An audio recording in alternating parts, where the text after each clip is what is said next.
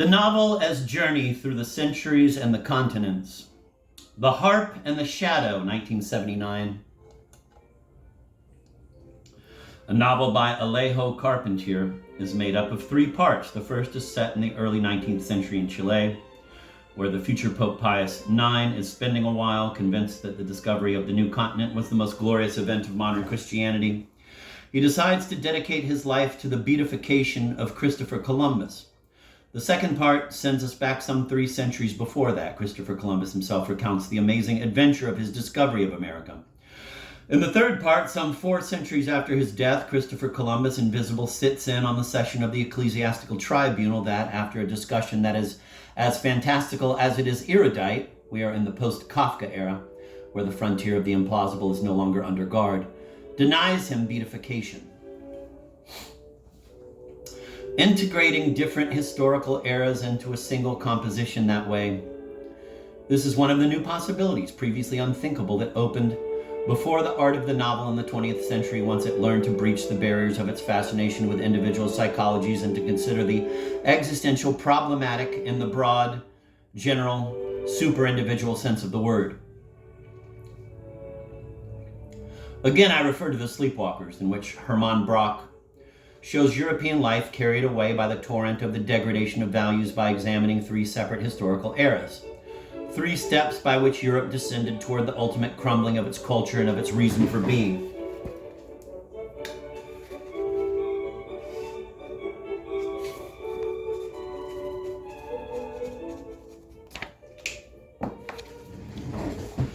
Brock inaugurated a new path for the novel form. Is it the same path for Carpentier's work? It certainly is. No great novelist can exit from the history of the novel, but behind the sameness in form hide different purposes. In juxtaposing diverse historical eras, Carpentier is not looking to solve the mystery of a great death throw.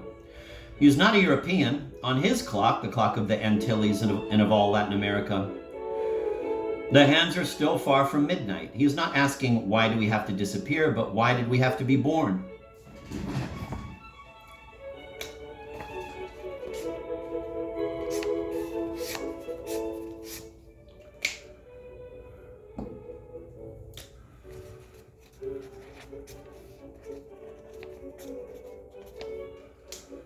Why did we have to be born, and who are we? What is our land, our terra nostra? We will not understand much if we are content to plumb the enigma of identity with only the help of introspective memory. To understand, we must compare. Brock said, must put identity to the test of comparisons. We must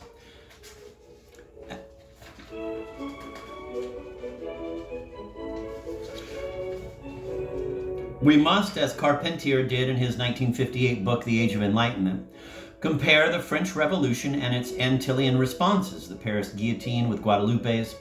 An 18th century Mexican colonist must fraternize in Venice with Handel. Vivaldi, Scarlatti, even Stravinsky and Louis Armstrong are present in their nocturnal revels. To show us, in Carpentier's 1974 novel Concerto Borracho, a fantastical encounter between Latin America and Europe, a love affair between a laborer and a prostitute in Jacques, Stephen Alexis's In the Blink of an Eye, 1959, must unfold in a Haitian brothel against the backdrop of a totally alien world represented by the clientele of North American sailors.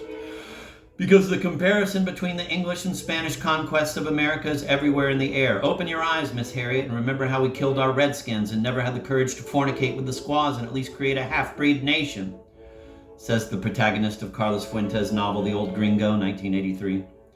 An aging North American who has wandered into the Mexican Revolution. With these words, he gets at the difference between the 2 Americas and at the same time 2 opposing archetypes of cruelty.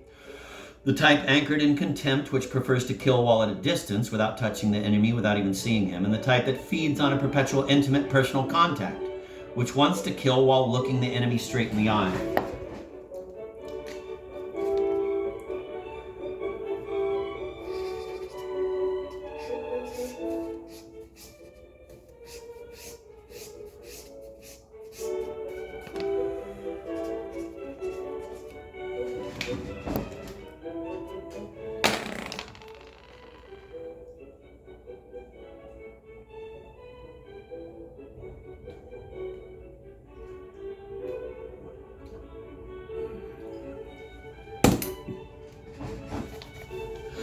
The passion for comparison in all novelists is at once the desire for some air, some space, some breathing room, the desire for new forms. I think of Fuentes' Terra Nostra, 1975, that immense journey across centuries and continents. In it, we keep meeting the same characters who, through the author's intoxicated fantasy, are reincarnated under the same name at different periods. Their presence provides unity to an amazing composition that in the history of novelistic forms stands at the farthest frontier of the possible.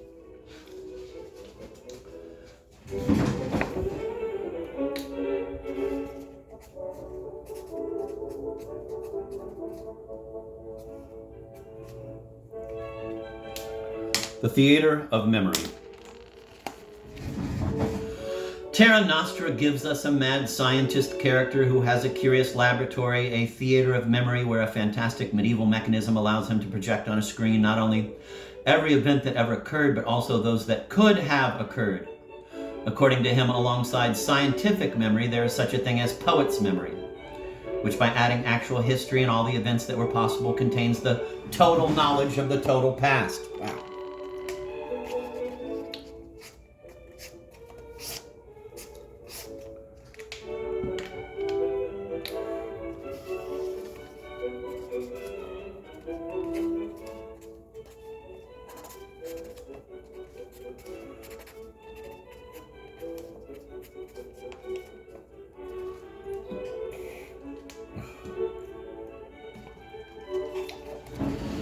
As if you were inspired by his mad scientist in Terra Nostra, Fuentes brings on stage historical figures of Spain, kings and queens, but their adventures bear no resemblance to what actually did happen.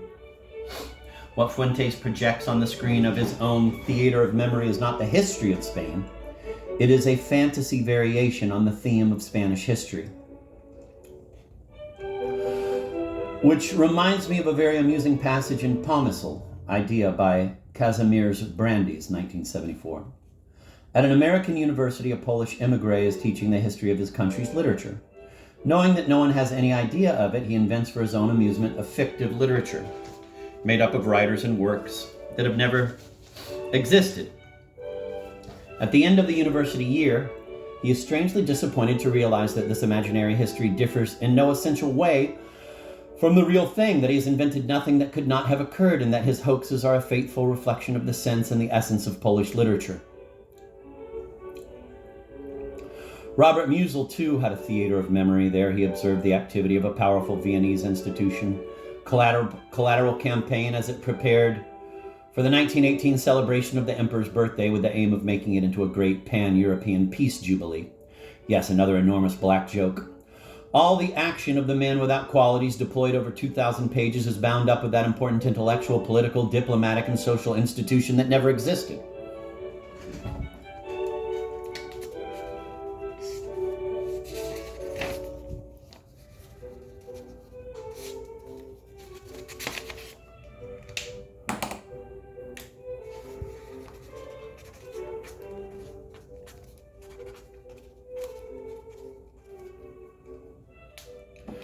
Fascinated by the secrets of modern man's existence, Musil considered historical events to be, I quote, vertauschbar, interchangeable, permutable.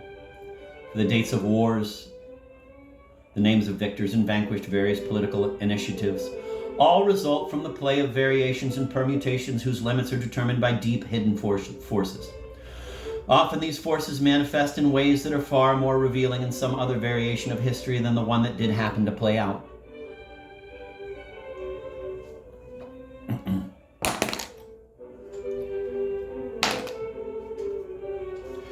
Consciousness of continuity. You say they detest you, but what does they mean? Everyone detests you a different way, and you can be sure that among them there are some who love you. Through its prestidigitation, grammar can transform a multitude of individuals into a single entity, a single subject, a single subjectum that is called we or they, but that does not exist as a concrete reality. Old Addie dies in the midst of her large family. Faulkner, in his novel As I Lay Dying, 1930, recounts her long journey in the coffin to the cemetery in a remote corner of America. The protagonist of the story is a collectivity, a family.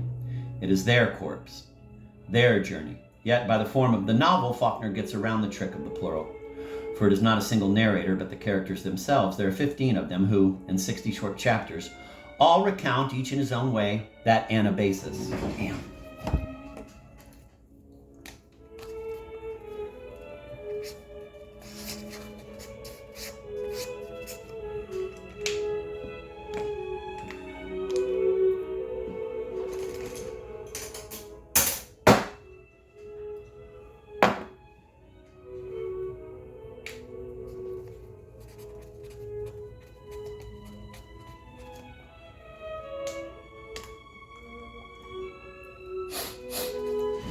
The inclination to demolish the grammatical trickery of the plural, and with it the power of the single narrator, an inclination so striking in this Faulkner novel, has been present in germ as a possibility.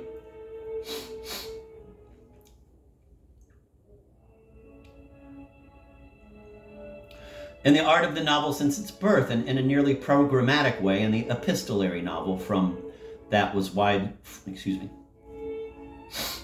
The inclination to demolish the grammatical trickery of the plural, and with it the power of the single narrator, an inclination so striking in this Faulkner novel, has been present in germ as a possibility in the art of the novel since its birth, and in a nearly programmatic way in the epistolary novel, form that was widespread during the 18th century.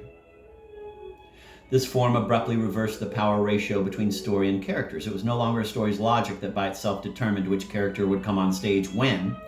Now the characters were breaking loose, were appropriating total freedom of speech, were themselves becoming the rule makers. For by definition, a letter is the expression of a correspondent who talks about whatever he likes, who is free to digress, to move from one subject to another.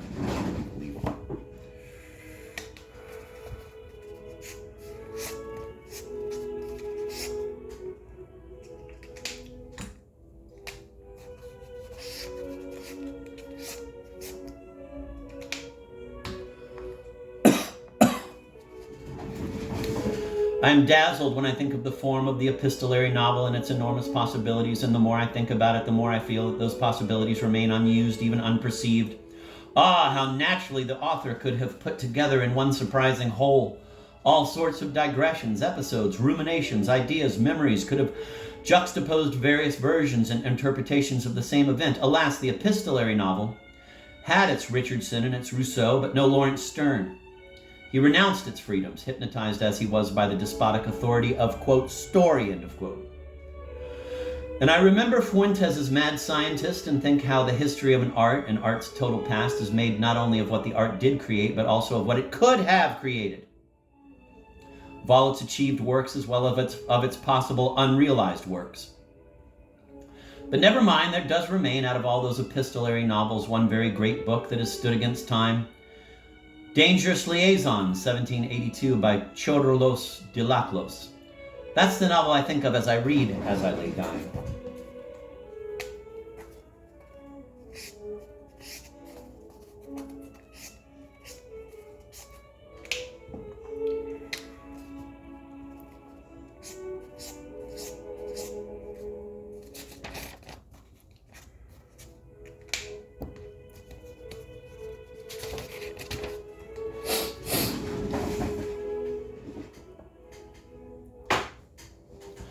From the family likeness of these two works, what emerges is not that one was influenced by the other, but that they belong to the same history of the same art, and they deal with the same great problem which that history sets before them. The problem of the abusive power of the single narrator. Separated by so long a period of time, the two works are caught up in the same desire to break that power, to dethrone the narrator, and their revolt aims at not only the narrator in the literary theory sense, but it also attacks the atrocious power of that narrator who, from time immemorial, has been telling mankind one single approved, imposed version of everything there is. Wow.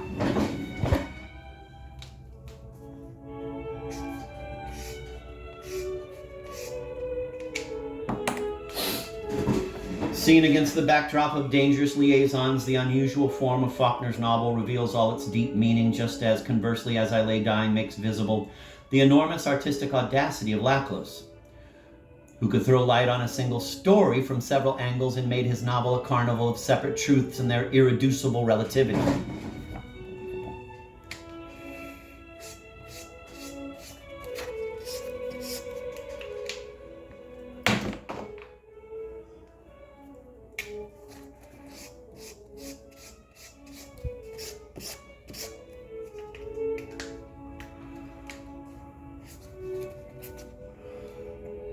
It can be said of all novels,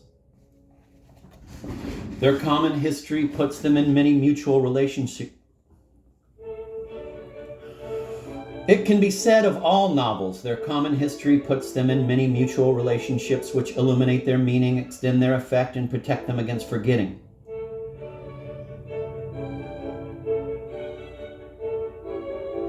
What would we still have of Francois Rabelais if Sterne, Diderot, Gombrowicz, Vancouver, Grasse, Gatta, Fuentes, Garcia Marquez, Kiss, Goytisolo, Chamisso, Rushdie had not set ringing the echo of his lovely lunacies in their own novels? It is by the light from Terra Nostra, 1975, that The Sleepwalkers, 1929 to 1932, displays the full significance of its aesthetic novelty, which was barely perceptible at the time of its publication, and it is in the company of those two works that Salman Rushdie's The Satanic Verses, 1988, ceases to be a merely ephemeral political news item and becomes a great work that, with its honorific juxtapositions of eras and continents, develops the most audacious possibilities of the modern novel. And Ulysses! It can be understood only by someone familiar with the novel's old passion for the mystery of the present moment, for the richness contained in a single second of life, for the existential scandal of insignificance. Taken outside the novel's history, Ulysses would be no more than a caprice, the incomprehensible extravagance of a madman. Torn away from the history of their various arts, there is not much left to works of art.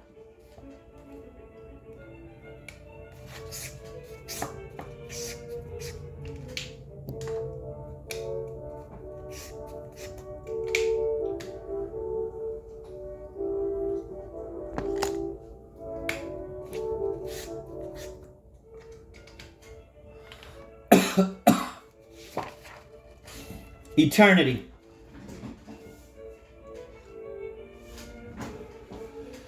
There were long periods when art did not seek out the new but took pride in making repetition beautiful, reinforcing tradition and ensuring the stability of a collective life.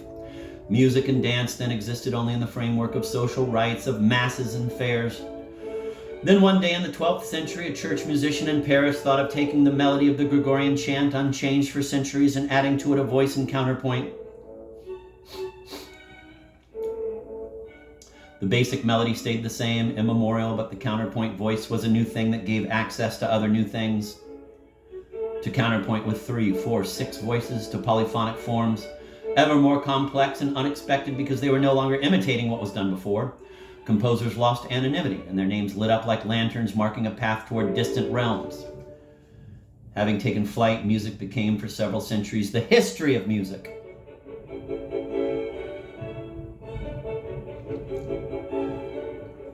All the European arts, each in its turn, took flight that way, transformed into their own history.